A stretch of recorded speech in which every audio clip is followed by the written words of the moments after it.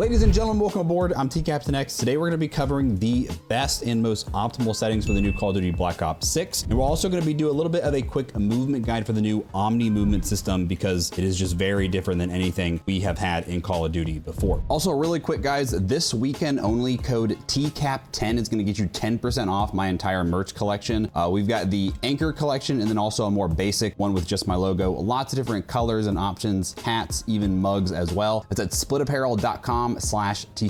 And again, the code is TCAP10. So this is going to be a controller focused video. So for mouse and keyboard players, I might cover that in a future video though. All right, starting with button layout. This is going to completely depend on what type of controller you have and also how you hold your controller. So me personally, I am playing with a custom controller that has paddles on the back here. We're going to go full screen so you guys can see this nice and well. So I've got 4 buttons on the back of my controller. The bottom 2, this is my slide, this is my jump, this is my triangle or to switch weapons, and this is my reload button. The benefit of this is that because I have these buttons on the back of my controller, it allows me to slide, jump, do all these things, and I can aim and move at the same time. I don't have to take my thumb off of the analog stick in order to do those actions. If you don't have paddles, you can also teach yourself to do something called playing claw, where if you look at my hand cam here, I'm gonna curl my index finger down and I can basically hit these top buttons like this. Now, for me personally, this is very awkward and I just cannot do this, but a lot of younger people or people that have just been playing like that for a while, it becomes second nature. And a lot of the best players in the game play like that and they don't use paddles. However, if you do not fit in either of those two categories, what I would then recommend is changing your button layout to bumper, jumper, tactical. This will be very awkward to get used to, I admit, but if you can do this, it will basically put you on the same playing field as everyone else, because this will allow you to slide with R3 by pressing it on your right analog stick. So again, you can slide and still aim at the same time. And then you jump with L1. So again, we can jump and aim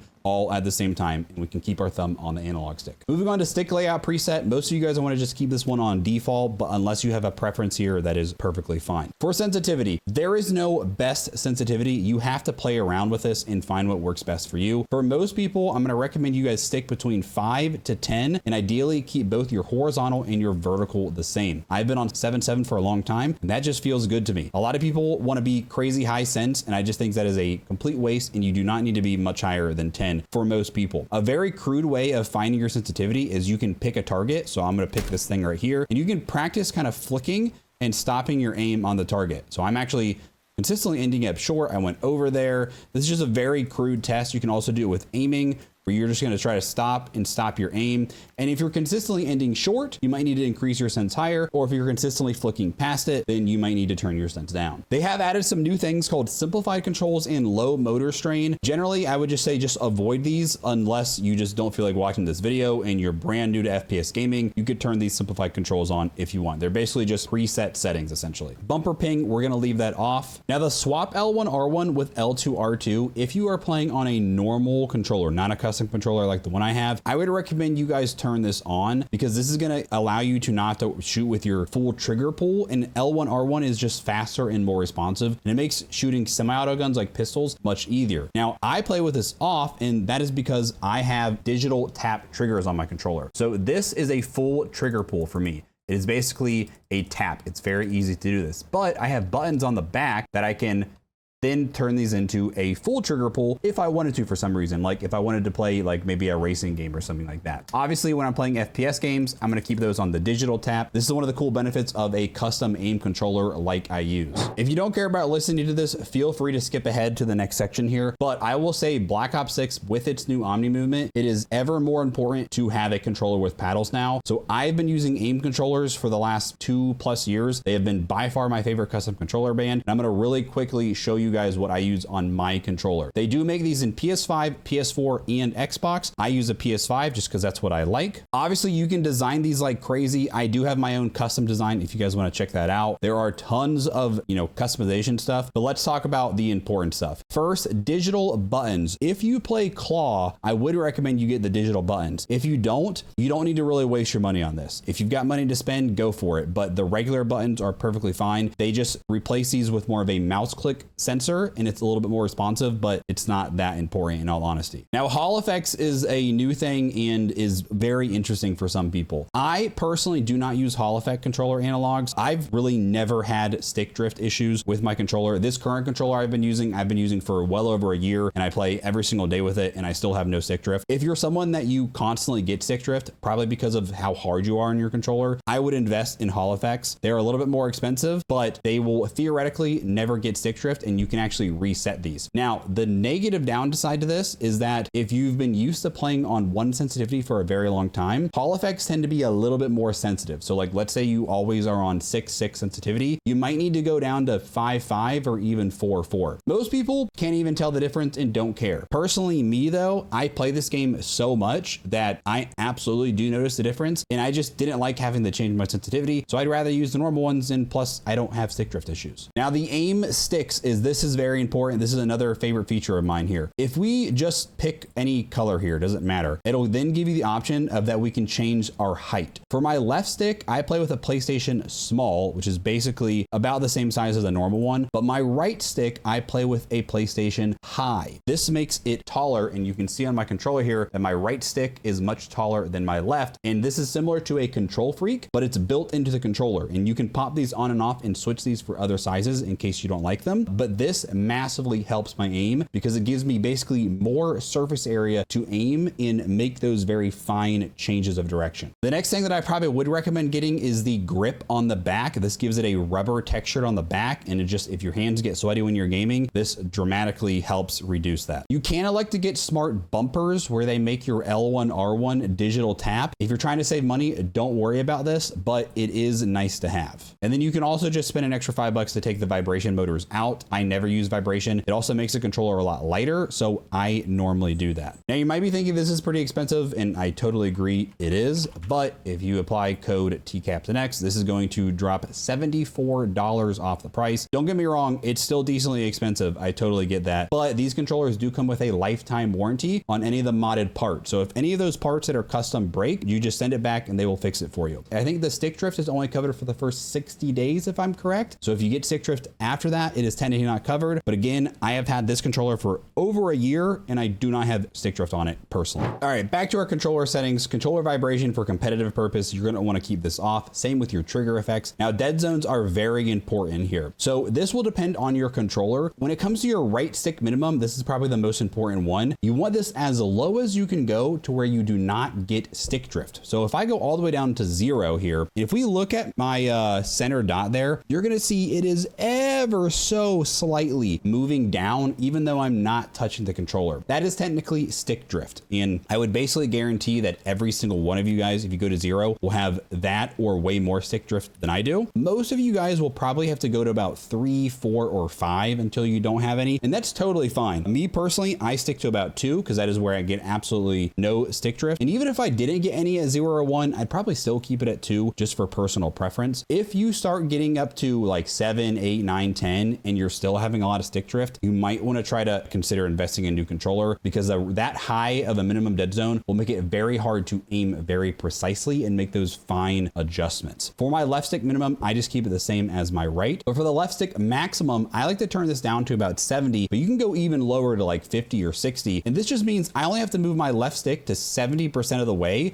for me to get at that full maximum sprint. It just allows me to change directions a little bit faster because of that. And then if for some reason you are really wanting to play with your L2, R2 triggers and you don't have digital tap triggers, I would turn this way down because it'll make your triggers more sensitive when you're shooting. Going over to the aiming tab here, they kind of have things in a weird order. For the sensitivity multiplier, make sure we hit show more here because this is actually where our ADS sensitivity multiplier is. It's in a weird area. So this, I like to play on 0.85. This simply means that when I aim my gun, my sense is 85% of what it would be hip fire. You can see hip fire is faster than when I aim the gun. I normally tell people stay between a ballpark range of about 0.6 to 1. A lot of people will play on just 1. So if you play a lower sense like 5.5, 6.6, you might want to stay closer to that 1. But if you get to a higher sense like 8.8, 9.9, 10.10, then you might want to bring your ADS sense down a little bit more. Look conversion version, most people are going to want this on standard unless you are a boomer and you like to fight like an airplane. Aiming advanced settings here. Your transition timing, I would generally recommend instant. I will say for mouse and keyboard players, there is a bug with instant. You have to play on gradual. Instant just means the moment you hit L2 and start to aim your gun, your ADS multiplier will then start to take effect. So I just like to keep it on instant. Aim response curve type, 100% you guys need to be on dynamic. It has been the meta aim response curve type for this last several years. The benefit of this is it essentially allows you to have a faster movement when you first kind of start to move and change directions. But in the middle of the stick, kind of where you're going to be making those aiming adjustments, the kind of sensitivity slows down. The benefit of this is that it allows us to move and change directions very quick, even on lower sensitivities. But I can still then slow down and be very precise with my aim when I need to be. For most people, I'm going to say leave your custom sense per zoom off, but some people like to go crazy and have different senses for each level of optic, but I don't like to do that. Target aim assist, they have simplified this year to literally just have one setting. It's on or off. If you're a controller player, make sure it is on. If you're one of those people that says, I'm better with it off, then keep enjoying that copium, my friend. But otherwise, leave it on. Okay, movement settings have changed a good bit here. So sprint assist is basically what automatic tactical sprint used to be. The default is off, which means when it's off, I have to press L3 in order to go into my sprint here. We generally don't want to do that with Omnimovement. You can, if you want, feel free to do that, but tactical sprint assist is basically automatic tactical sprint. This means as soon as I press forward on the left stick without pressing L3, I'm going to go in my sprint. And if you want to have good movement, this just makes things so much easier. However, make sure you hit show more and hit this sprint assist delay will default to like 400. Turn this all the way down. If you don't do this, it will feel very clunky and there is a delay until you start to sprint. So turn this down to 0 and it will feel light years better. And then I would make sure you leave this on for the sideways and backwards. This just means that you will start to run sideways and backwards without having to hit L3. The mantles are in all sorts of different places throughout the settings, but my general rule of thumb is anything that has to do with mantling, I leave it off. You can absolutely play around with partial on some of them or low, but then you will accidentally jump over objects that you don't intend to. If you keep it on off, then you have to hit jump and keep hitting the jump button until your guy will jump and mantle over. All right, slide dive behavior. This is an incredibly important setting, and I'm going to tell you hands down that the meta option is going to be hybrid. Previously, I played on side only, and that just means when I hit my slide button, I slide, but I just cannot dive. If we play on tap to slide, the downside to this is that there is a delay. When I hit my slide button, there is a delay until my guy actually starts to slide, and this can make your movement slow and clunky. And then if I want to dive, I have to hold, but there's also a delay until my character starts to dive. So the solution to this is to play on hybrid, but this will take some time to get used to. The way hybrid works is if I am sprinting and if I am just moving my left stick, when I hit my slide button, I slide. Easy as that, and there's no delay. If I want to dive, I have to then press in on L3. So press in on the left analog stick, and as long as I'm pressing L3, when I hit slide, now I'm going to dive. The reason this is so important is this year, diving is very strong because we can actually dive and shoot mid-air.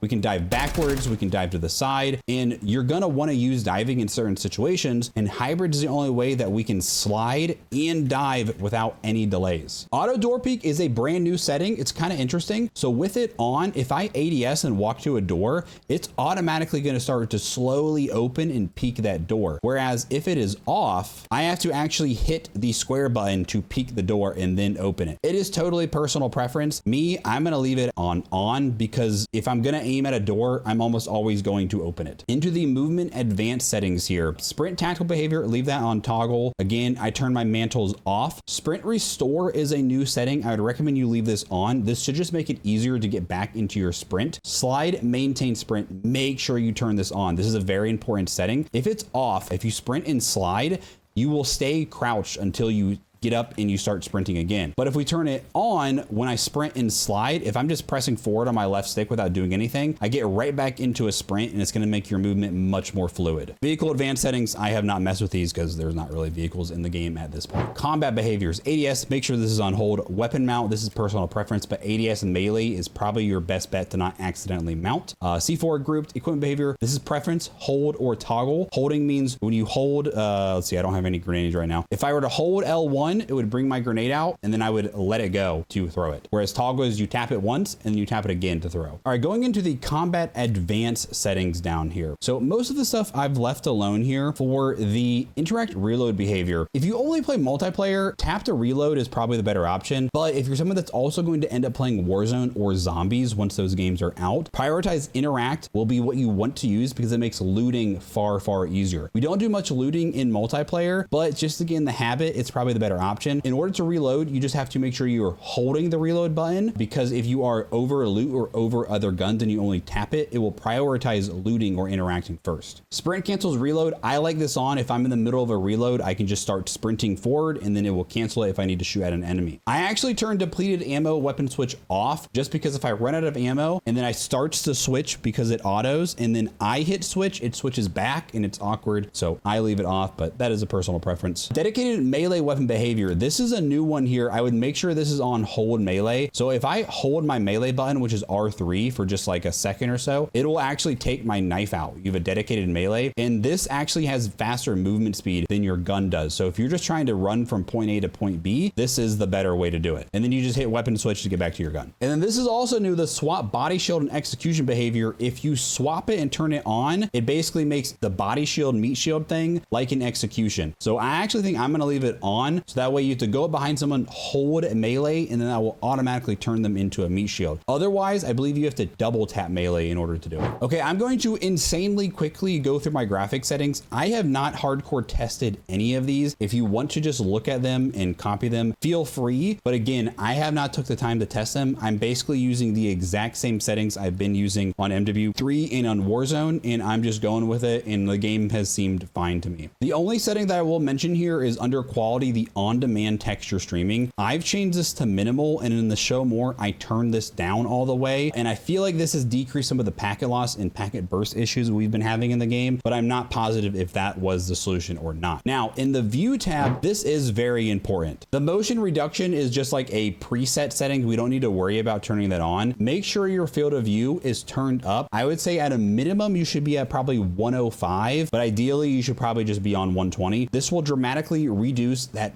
visual recoil that you have and also give you a wider field of view, which allows you to see people. For your ADS field of view, make sure this is on affected because this will keep your gun zoomed out when you aim in. Weapon field of view and vehicle, I would also recommend those as wide. Again, wider field of view, you can see things better, also less visual recoil. And then for the camera settings, make sure all of these settings are off here because it's just going to make your game easier to see when you're trying to shoot it. I also have not played around with audio too much. I'm currently not using Art is War's custom stuff. I'm just using the default stuff right now. I've been playing on Cinema, but I'm going to keep playing around with these. Again, we'll have a future video probably for audio. Now in the interface and then gameplay HUD, there are some new things here. There are a bunch of different presets here. I really haven't messed around with the presets. I kind of just went and customized a few things. I did bring my HUD bounds in a little bit. I brought mine in just kind of like a rough amount. That way the minimap's not as far up in the corner. Also, I would recommend you change your minimap from a circle or round to square. You will get a little bit more surface area and you can see a little bit more. Minimap rotation, make sure that's on. Radar, leave this off. When you turn radar on, it gives this weird layer to your radar and you can't really see like buildings and stuff. I did not like this at all. Compass type, I actually like this as horizontal. I'm not sure why I was on that one. And then everything else there is as is. Also, feel free to go into the readability section and in color customization, you can change all your color palettes. I've always made my enemy pings like this pinkish purple color because I just like it, but make it whatever you want. And then you can also change your color filter to filter 2 and then both. And this will make your game look just a little bit more vibrant. All right, now let's get into our little bit of our basic movement guide that we're gonna do here. So number one, yes, you can still slide cancel in this game, but in reality, we don't need to worry about the cancel part too much here because in this game, we don't need perks or anything. It's more similar to how Warzone was, where we can slide and aim during the slide. You just sprint, slide, and then start aiming. And then once you finish the slide, you can get up and jump around as well if you want to. But what's very different about this game is previously we would have to run and we would have to sprint and turn around the corner during our slide. But now with Omni movement, now I can just face the direction, of like down this lane, and I can just sprint straight sideways and slide. So this is actually going to make our centering much easier. Instead of having to correct our aim as we wrap around that corner, which there's nothing wrong with it, I can just sprint out sideways and start to pre-aim around that corner. The general concept of movement is going to be that instead of me just coming around this corner nice and easy and then aiming where I'm an easy target, I want to come around fast and already aiming down that way. So aiming to this or sliding sideways and stuff like that is going to be a big advantage. Now, diving is significantly stronger this year, and I'm still getting kind of used to playing on hybrid here, but we can actually aim and shoot during our dive here. Now, when is it more advantageous to slide and shoot or to dive and shoot? I think honestly, sliding is generally the better option unless you're able, if you can time it very nicely of really kind of flying around that corner and diving. It's good. The downside to diving is that once you hit the ground, it takes a moment for you to get up and get moving, versus if I slide around the corner, I can get up and I can start jumping or change directions much easier versus coming out of that dive. But where diving is extremely good is coming off ledges. So let's say there's an enemy down here. What's very useful is for me to sprint and dive and then turn around like that, because it's very disorienting as that player flies over your screen. So when you're coming from height, I would say diving is the better option. Now, one thing that's really cool with the Omni movement is that you can jump one way, turn, and then slide in opposite direction. So you can run backwards, turn, and then slide forwards. You can jump, turn backwards, slide backwards. What I like to do is actually to jump peek a corner and then slide into it. There's a huge momentum boost that you get once you start to come into that slide. And you can see how strong and quick I come out of there where I jump into that slide. So that is another very nice feature. It's also very easy to kind of change directions here and just keep sliding back and forth here. It's probably not going to be the most sensible thing to do this wide in the open, but I just want to let you guys know that yes, you can kind of very quickly chain these movements together, and more when it comes into Warzone when we have a larger health pool. Chaining these different movements together to kind of break cameras and stuff like that will be very useful. And then another big thing that's different is when we are in our prone here, we actually can 360 turn but remain prone. Previously, you would very slowly have to like crawl and turn around, whereas now you can just super quickly 360 with no like slowdown to our aim or anything. There is no bunny hopping. You can kind of get momentum in like bunny hop off jumps, but it's not really a thing. I just really wouldn't worry about it. I would also say when it comes to just simple jump peeking versus slide cancel challing or versus diving and challing, I would say jump peeking is fine and it's simple to do, but I wouldn't make it your main repertoire. I think sliding around corners or diving are better, or jumping into a dive as well. But if you're going to jump into a dive, make sure that you are finishing and starting the dive before you come around that corner and using the momentum boost. You don't want to jump out. Let's say there's an enemy right here. You don't want to jump out in the middle of the open and then dive, because then it's just like wasted movement. Because when you're in the air, you still have a slight ADS penalty when you're trying to aim. I would definitely recommend you guys do the training course and just get in here and mess around and just practice the movement. It's a little bit awkward to get used to. Definitely practice that hybrid dive setting, as that is going to be very crucial to getting used to incorporating diving. And just play around with movement and don't be afraid to die and stuff. It's multiplayer, so it's all good, and just keep practicing. One final note that I want to say is that at very close quarters, there is actually no aim assist. It's kind of crazy. So when I'm at mid range, I'm not touching my right stick, and you're going to see that I'm getting rotational aim assist just by strafing left and right. But once I get closer, about 2 meters or so, you actually lose aim assist. So just be aware of that. I think this is a much needed change because aim assist has just been incredibly strong at close quarters for controller. But I just wanted to throw that out there, that close range aim assist is not quite as strong this year in Call of Duty. Alrighty guys, this is going to wrap things up. Hopefully you guys like. Make sure to like, subscribe, do all the things. We'll have lots more videos coming here and plenty of Warzone stuff as well on the channel. So appreciate y'all. Peace.